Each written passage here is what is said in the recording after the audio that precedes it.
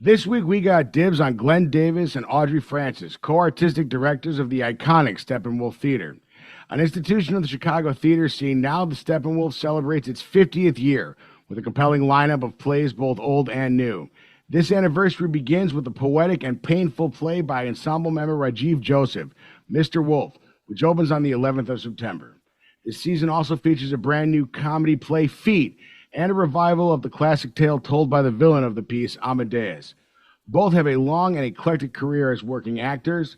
Audrey Francis is an alumnus of the school at Steppenwolf, and since then has gone on to found Black Box Acting, a conservatory that began with 12 students and now services over 1,000 actors, helping them to perfect their craft. She also works as an acting coach for several large studios, as well as have appeared in so many film roles here in Chicago, they are beyond count. Glenn Davis joined the Steppenwolf Ensemble in 2017 as an actor. Mr. Davis has traveled the globe acting on stage to great reviews. The Guardian called his performance in Downstate visceral. My personal favorite, though, is a description in the Calgary Sun of his Othello. Davis, wearing a long black leather jacket throughout, gives Othello a relaxed, almost contemporary physicality that exudes self-confidence. Alongside serving as co-creative directors, both will be in productions next year, with Glenn acting in Windfall, a play written by ensemble member Terrell Alvin McCraney, and Audrey in Catch as Catch Can, a play that asks the universal family question, what happens when we refuse to play the roles we're prescribed? We are honored and privileged to have Audrey Francis and Glenn Davis. Thank you so much for joining us today on DIBS. Wow, thank you. That was pretty impressive what you just did. Happy to join you and Mallory today. So thanks for taking the time with us. Thank you. And so, as someone who grew up in Highland Park, I know that Steppenwolf was founded in 1974 by Terry Kinney, Jeff Perry, and Gary Sinise. Can you talk to us a little bit about how, from that church basement, it went from Highland Park to Old Town, where you guys are now? Well, I think yeah, they started unofficially in 74. I think officially they started in 76. So we're celebrating our 50th anniversary this season. Um, but I think that those sort of that group of, what late teens or early 20s, folks were the way they tell it, they got tired of people not offering them the roles that they wanted, so they decided to give themselves the roles. And that's been the nature of Steppenwolf ever since. We always have an artistic home that we can come back to. Every artist who comes here understands that this is a place where everyone is equal, no matter what type of fame you have outside of this place, no matter how long your career is, your resume is, who you've worked with. When you come back here, you're coming back to work with your compatriots who you have most common with artistically. And so it's been, for 50 years now, a sort of a exemplary um, uh, um, um, theater in the Midwest where people think of as having us having this amazing reach in terms of Broadway, in terms of London, in terms of other places around the world. But it's really just a group of actors who just love the work. We when something has critical success, it's a byproduct of um, um, our ability to get into a room and just say, let's leave everything that doesn't have anything to do with the work outside of here, and let's just dial into the story. And so we work with some amazing directors and writers, but at the core of it, it's an actors company started by young actors in the 1970s. It seems like a daunting task for someone to want to take on. How did you guys decide to do it? And what made you decide to open the season with Mr. Wolf? I can take the first part of that. When we realized that our predecessor, Anna D. Shapiro, that she wasn't going to renew her contract, that was in early 2021, right? So we were coming off of a pandemic. There was just a lot of work to do, and we were already in a conversation within the ensemble of, does anyone want to raise their hand to be considered? Does anyone want to nominate anybody? And what was funny is Glenn and I actually ended up getting the most nominations. And so Glenn called me and was like, Audrey, there should be two people doing this job. It is way too big. It's too big of a moment. It's too demanding. There needs to be two people, and I think we're the right people. And I was like, yeah, you're right. But I think it was really Glenn's vision, and I think it was the exact right one of, I don't know how in 4 years, 4 years ago, we thought we were gonna have to shut the company down. We thought we were gonna definitely have to not produce for 1 to 2 seasons. And in that 4 years, not only have we been able to turn the company completely around, we've had the most successful single ticket sales season in the history of the company. There's now a Pulitzer that was created in here, a second one, and then the Tony. We just won the Tony for best play. So to think that 4 years ago, we thought we were going to have to close. And now we're bringing back more ensemble members that have been in Steppenwolf on our stages in the last decade. It's an accomplishment that I don't know that one AD could have done it by themselves. So that's how we ended up doing it together. It was really Glenn's idea, and I said yes, because who wouldn't want to partner with Glenn Davis? Do you want to take Mr. Wolf? Mr. Wolf is a play by Rajiv Joseph, who's a company member. He had a play here a couple seasons ago called Describe the Night, and before that, he had King James. And he's one of our great writers in the American theater. And when we're looking at a season, we always want to get as many of our writers as possible into the suite of plays that we're offering. And so Rajiv had this play that had not been produced in Chicago ever. And we said, you know what? He's only had one production of this play. We think we need to pick it up. He had just done a rewrite of it. He wanted to sort of tailor it to Steppenwolf and the current moment. And so we picked up this play, we read it, we loved it, and we said, you know what? How appropriate would it be to kick off our 50th anniversary season with one of our most accomplished playwrights who most recently came into the company? Of all our playwrights, he's the youngest history with the company. So it was thrilling to make that call. And he said, "Me, really?" And so now we're about to start previews. So, like you mentioned, Steppenwolf has won several awards over the years. You've had some iconic plays first debut there, and then they make their way to either Broadway or London, LA. I know I'm currently living in New York. I am amped that Bug is coming because I didn't get a chance to see it. So I already have told friends like we're going.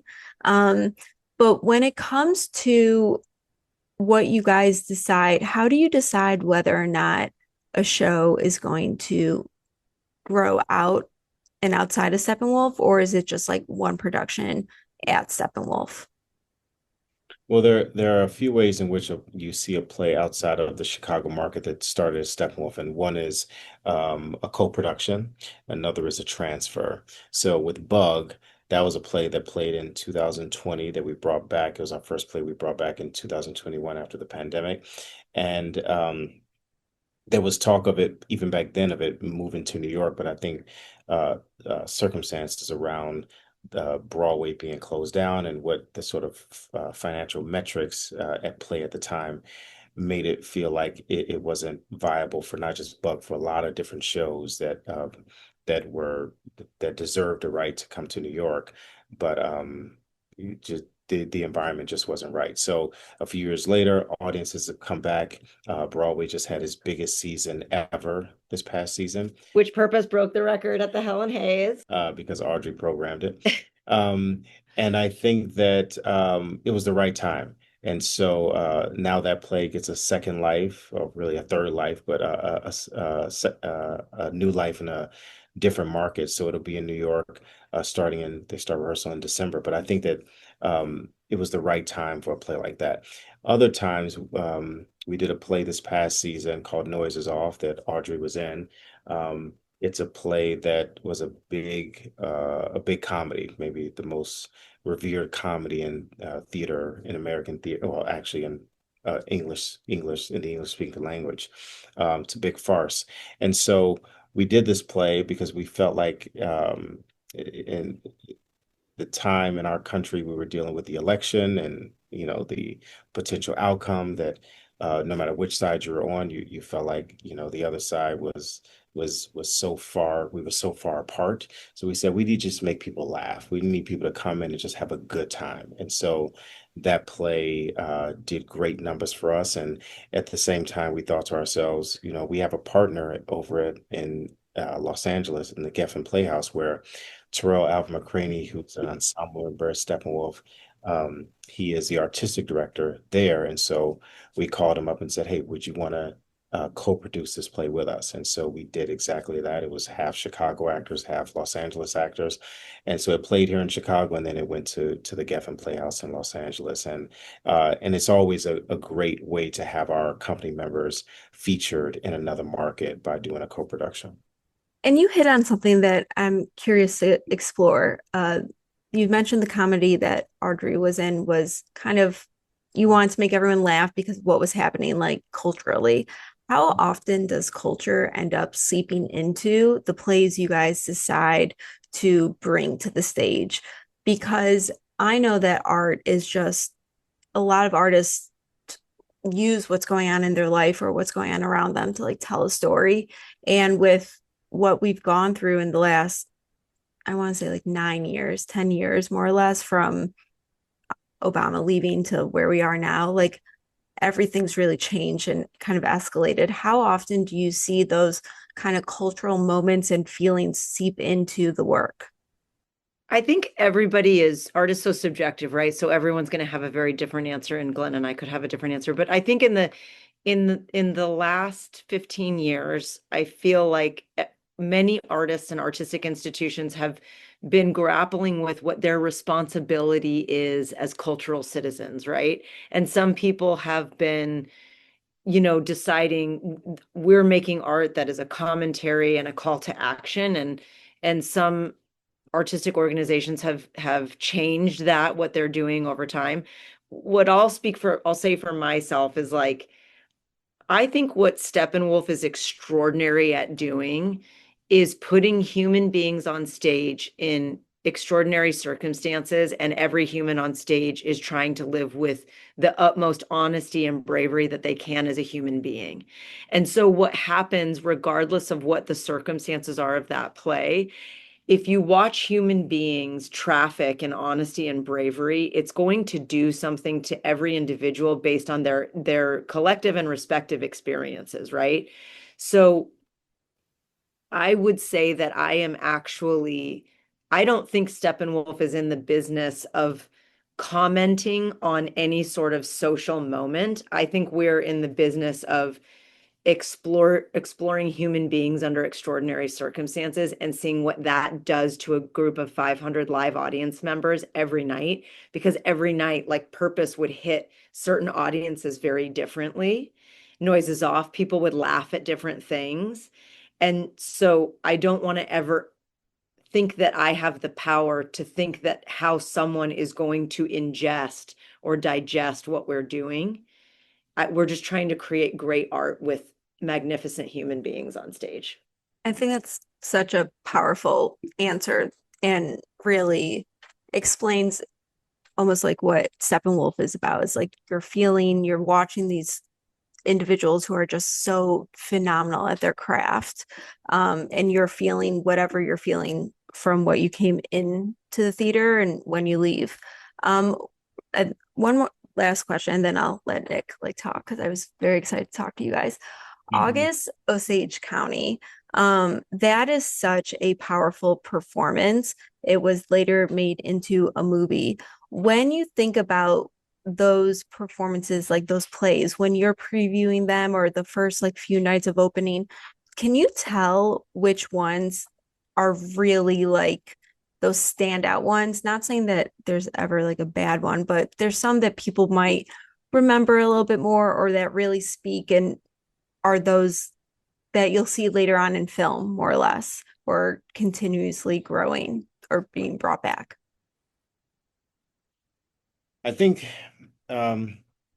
it's different for every play. But I think that if I would have been, you referenced August Osage County, I would like to think that if I was in the rehearsal room for the final dress, meaning right before you start performances of August Osage County, it would have been clear to me that this was special. You definitely get the indication of where a play is going to land with audiences after that first preview.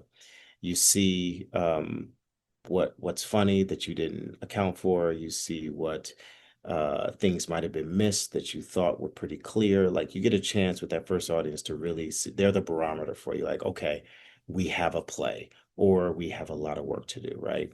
Um, I think that with each one, we talk about this all the time. Each play costs you something to get up as an institution, as an artist.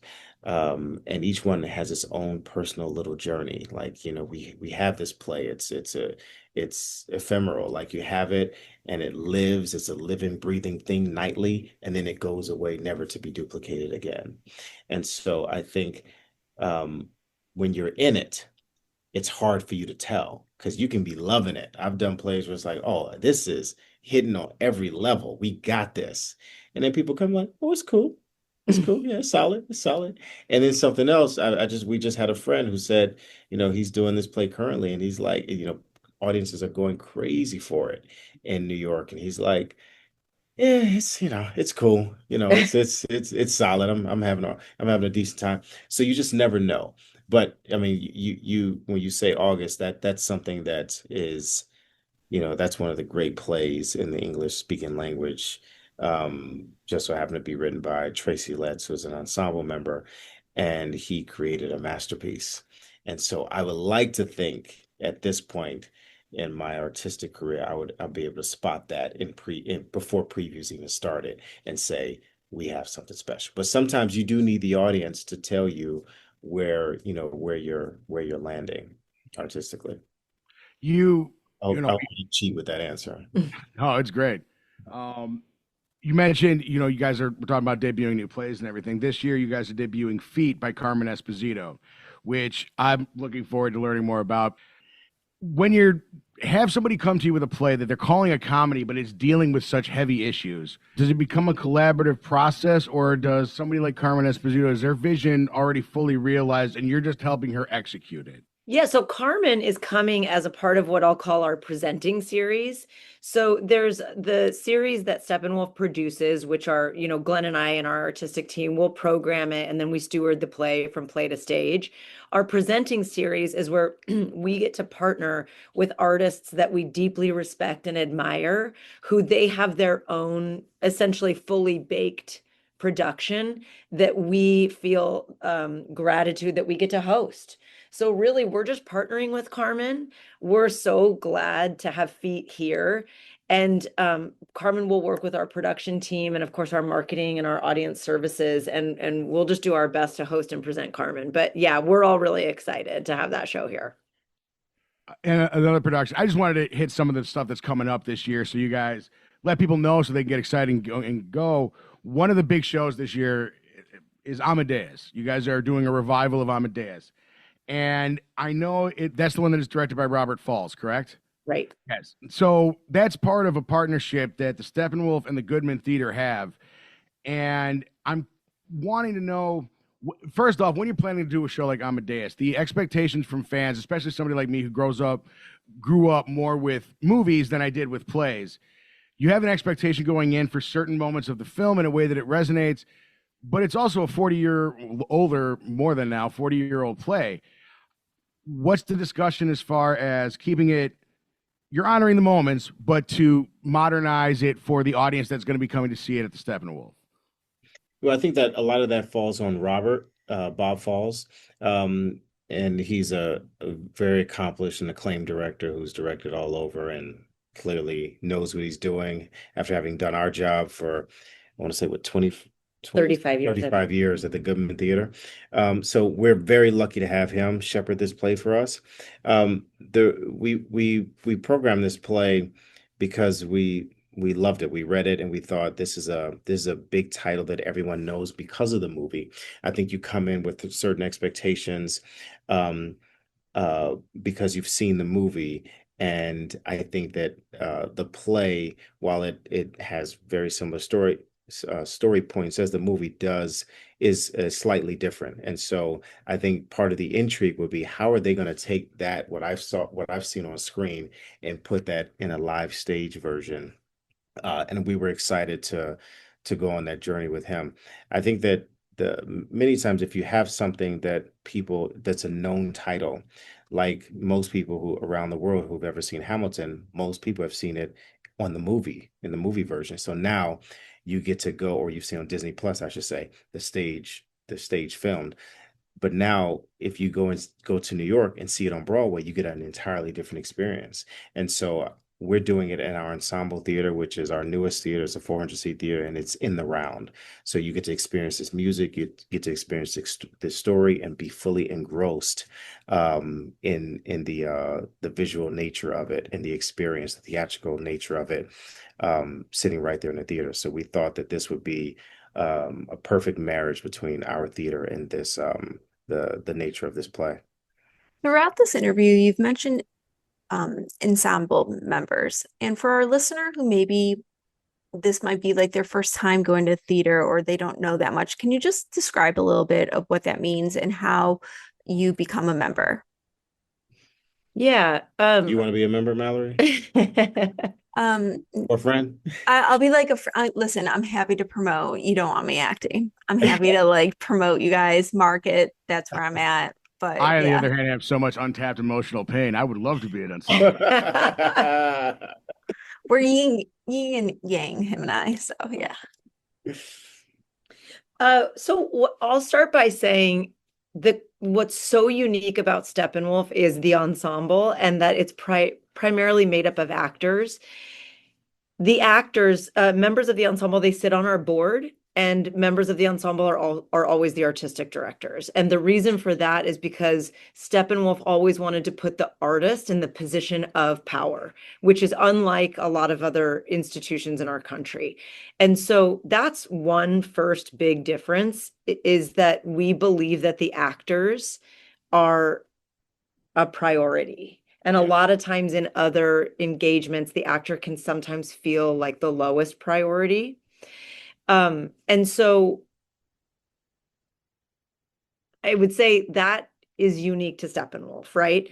How we become an ensemble and why that's special is because we're invested in repeated relationships. So as an actor, before I became an ensemble member, my career was done in 6-week intervals. The second that I got a job, I was already I was auditioning for the next job, and I didn't know where my next check would come from or where my next job would come from.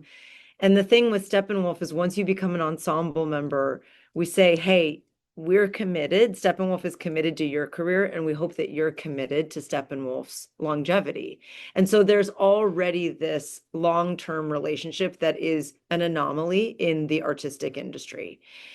So there's that. And how do you become an ensemble member? Well, it's kind of like the Pope. Yeah. You have to wait for black smoke to come out. I believe you guys joined together in 2017. Yeah, we came in. Yeah, you guys were like the class of 17, more or Yeah, less. we came in the same year. We've been artistic directors longer than we've been ensemble members. Yeah.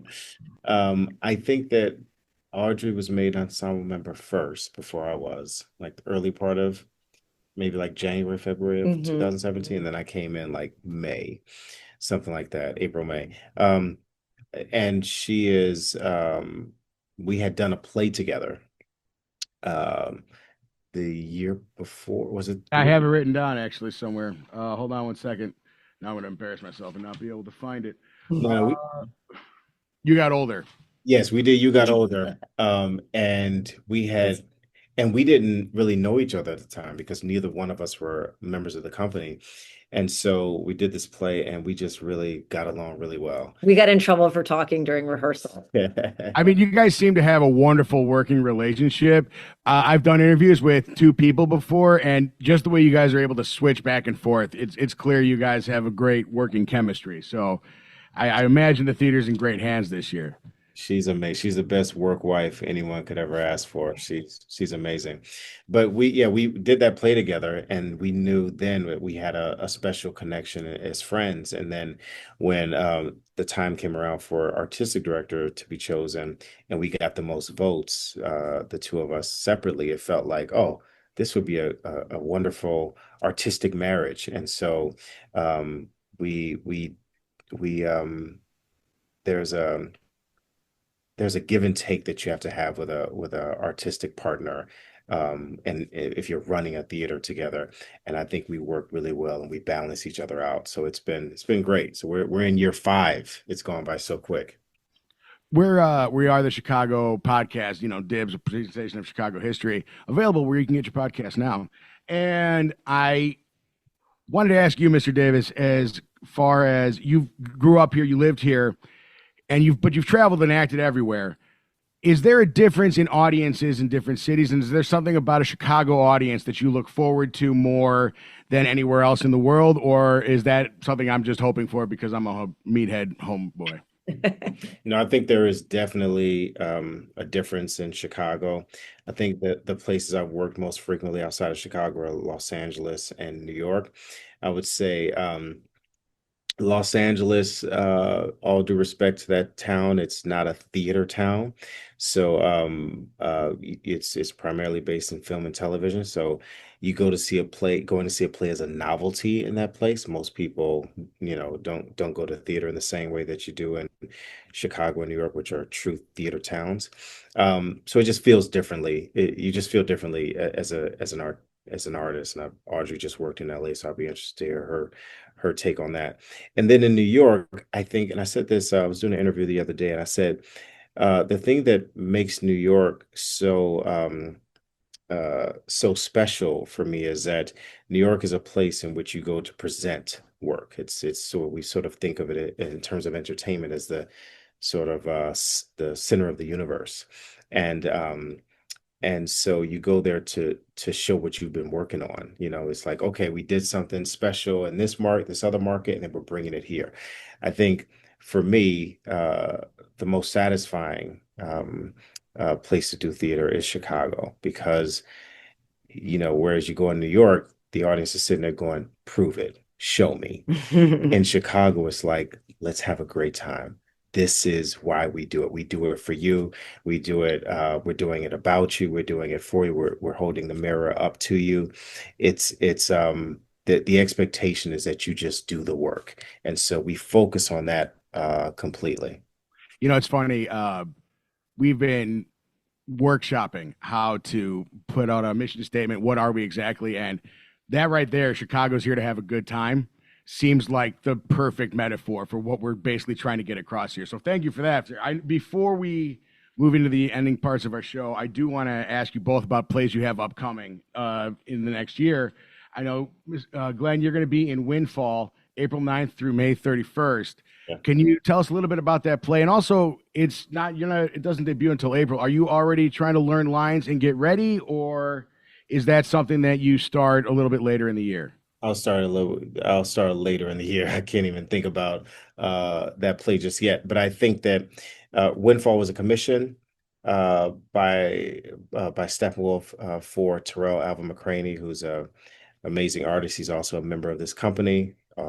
As I was saying earlier, runs the Geffen Playhouse in Los Angeles, and he wanted to write something for his home theater. And so he had this idea about how Windfall represents sort of a windfall of money, how the sudden windfall of money can in some ways compromise someone's morality or integrity or ethics. And he wanted to explore what that looks like. And so it happens, this windfall happens to this family. He's still writing it, so I can't speak too specific about what he has in store for us. But it's a big idea. It's a big notion, Audrey, catch as catch can, which I used to be a fan, and that the wording of that is tripping me up. It's catch as catch can. Mm-hmm. You started the black box acting method, which I tried to deep dive as much as I could, in the short time we had getting into this. And it mentions using the Meisner technique, which as I understand it is about emotional honesty. Please, by the way, stop me at any point if I'm wrong, because I'm super impressed. Yeah, as I understand it's about emotional realism. And then you had another part of it, and I forget the title, I had it somewhere, but it's about physical movement as part of the honesty in the performance.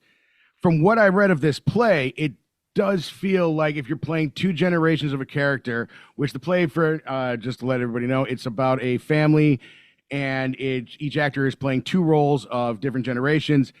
so the physicality is going to be a big part of inhabiting both characters. Did you pick that play because of the physical and because of your technique, or is it just a happenstance that it happens to fit your technique that you created as well? Yeah. Thank you for even knowing all that stuff about Black Box and process and things like that. No, this play actually we tried to do it years ago and we didn't get to do it. So this play actually came to me as an actor, and when I read it, I knew that Amy was directing it. Amy was my Meisner teacher. And the other technique that you're talking about, the physical technique, is called viewpoints, that was developed by an ensemble member of ours. Here's Tina Landau. Tina was my viewpoints teacher. Amy was my Meisner teacher. So when I read Catch as Catch Can, I thought, oh my God, this is an actor's dream and nightmare. And I called Amy and she was like, get fucking ready because this is going to be the hardest shit we've ever done. And it's that. I can't say it better than you did. I think it's going to require an emotional and mental recklessness and a physical precision and athleticism that is something that I think we thrive on at Steppenwolf. How do you keep that momentum up? Like that has to be emotionally, physically draining, and you have to bring your all every single night because, you know, people are in the room once and that's the impression that you leave. How do you handle performances like that? I mean, it's interesting. I kind of feel like anyone who likes working at Steppenwolf is a bit of an adrenaline junkie.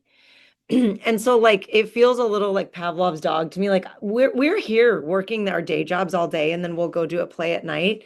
But there's something that happens when you start to put it on or you hear actors at places where I sweat every night. Every night I'm nervous. Every night before I go on stage, I ask for help to like, please help me be as honest and as brave as I possibly can be.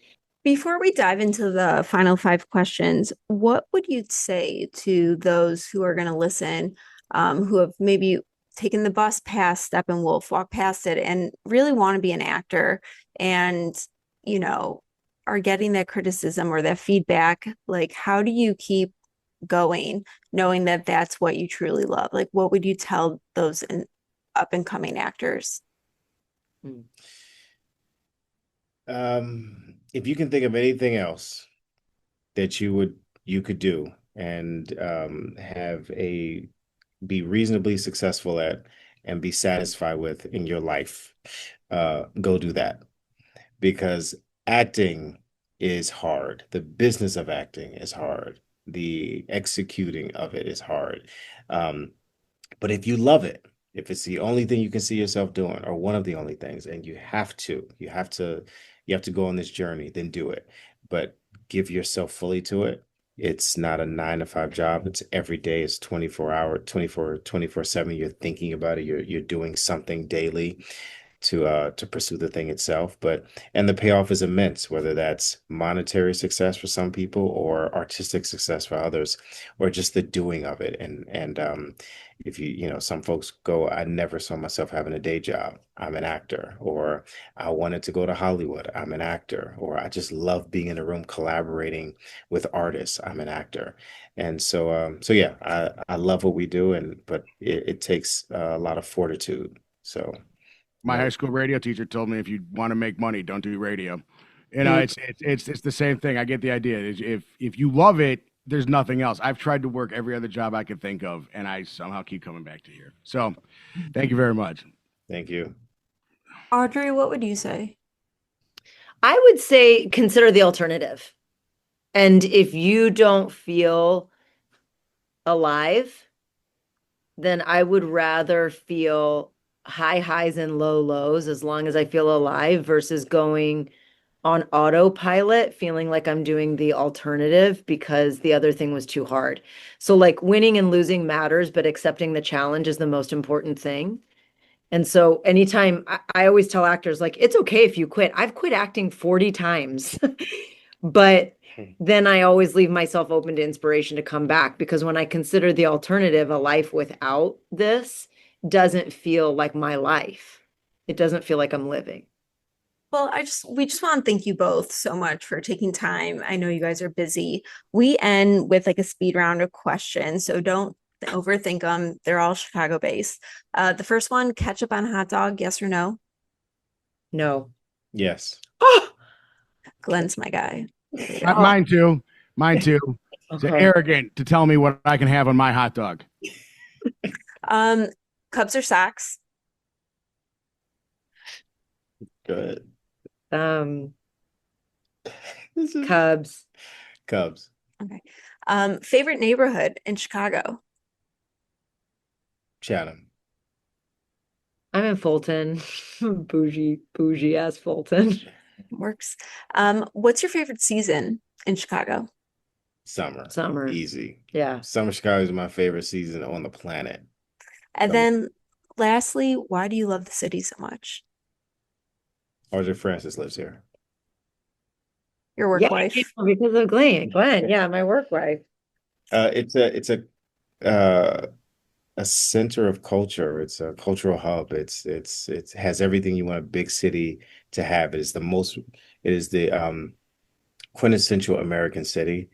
It is politics, it is sports, it is entertainment, it's art, it's commerce, it's finance, everything you could actually, it's tall buildings, beautiful landscape. It's everything you would want in a city. There's the water. I think you have beaches. I could go on. I love great food. I love the people. It's home. Every time I leave, I've lived in LA and New York and other places, I always come back to Chicago. So yeah. And yes to everything that you just said, Glenn. And music, sorry. And the people in Chicago, if we were a dog breed, we would be pit bulls, because pit bulls do everything 300%. We work really, really hard. We're really loyal, and we like to cuddle and eat warm food and do all those things. Yeah.